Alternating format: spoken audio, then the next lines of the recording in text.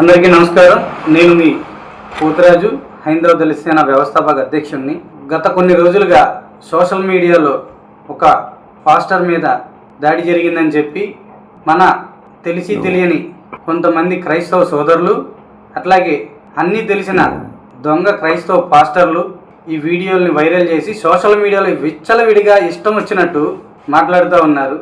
అభినయ్ దర్శన్ అనే వ్యక్తి పాడేరులో అతనిపై దాడి జరిగిందని చెప్పి వీడియోలు రిలీజ్ చేసిన రెండో రోజు హైందవ దళిత సేన గోరక్ష రథయాత్ర మే 1వ తారీఖు ప్రారంభించి ఆంధ్రప్రదేశ్లో ఉన్న 175 మంది ఎమ్మెల్యేలకి, 28 మంది కలెక్టర్లకి, 25 మంది ఎంపీలకి, ప్రతి నియోజకవర్గం, ప్రతి పార్లమెంట్ నియోజకవర్గం, ప్రతి జిల్లా మేము వెళ్ళడం జరుగుతూ ఉంది.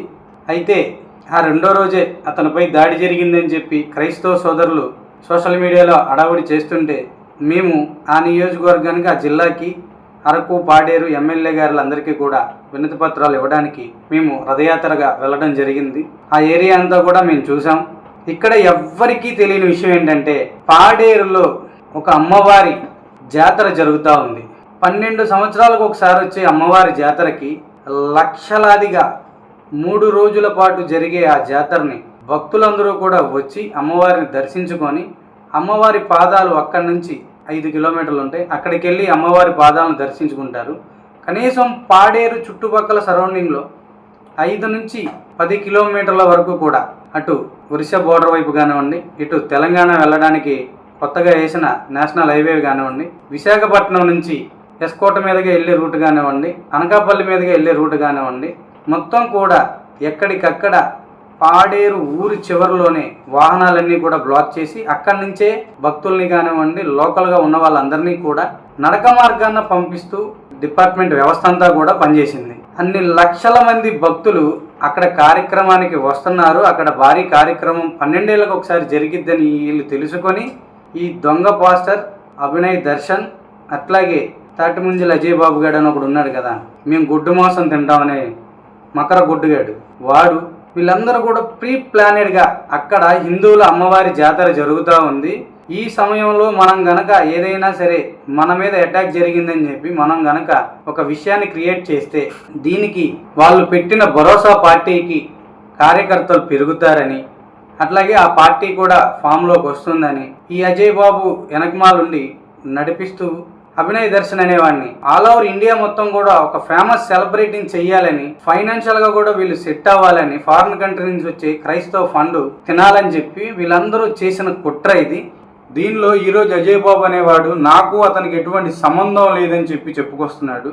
అట్లాగే చాలామంది క్రైస్తవ పాస్టర్లు, తెలిసి తెలియని కొంతమంది మనం హైందవ ధర్మం నుంచి వెళ్ళిన హిందువులు విచ్చలవిడిగా ఈ వీడియోలు వైరల్ చేసి సోషల్ మీడియాలో మాట్లాడడం జరిగింది.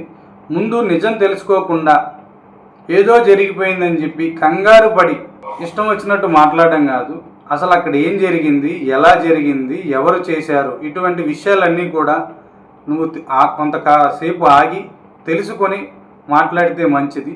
నిజంగా కనుక అక్కడ ఎవరైనా హిందువులు ఈ పని అయితే చేసినట్టయితే హిందూ జాతిని, హిందూ ధర్మాన్ని, హిందూ దేవీ దేవుళ్ళని ఇష్టం వచ్చినట్టు బూతులతో కించపరిచి హిందువులందరినీ కూడా అవమానపరిచేవాళ్ళు ఈ దొంగ పాస్టర్లు, దొంగ క్రైస్తవులందరూ కూడా.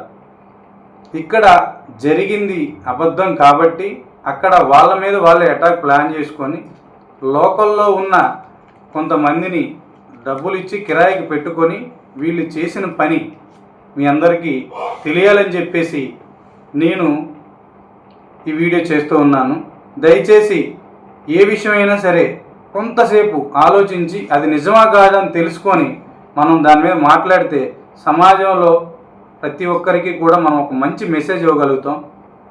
అర్థం చేసుకోండి హిందూ బంధువులారా, ప్రతి దానికి కూడా ఎక్కడో ఏదో మెలిక ఉంటుంది.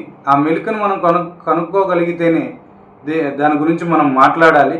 మనం ఇష్టం వచ్చినట్టు మాట్లాడి నోరు పారేసుకోవడం వల్ల మరో ప్రకాష్ రాజ్ లాగా, లేదా మరో కమలాసన్ లాగా, ఉదయనిధి స్టాలిన్ కొడుకులాగా, లేదంటే ఇప్పుడే కొత్తగా వచ్చిన క్రిస్టియన్ కప్ ఒకటి దానికిలాగా మారుతాం. మనల్ని కూడా ప్రతి ఒక్కరు కూడా అపార్థం చేసుకునే అవకాశం ఉంటుంది కాబట్టి మన హిందూ బంధువులందరూ కూడా ప్రతిదీ కూడా ఆచితూచి ఆలోచించి మీరందరూ కూడా సోషల్ మీడియాలో అడుగులు వేయాలని నేను కోరుకుంటున్నా. జై శ్రీరామ్, భారత్ మాతా కీ జై, జై గోమాత.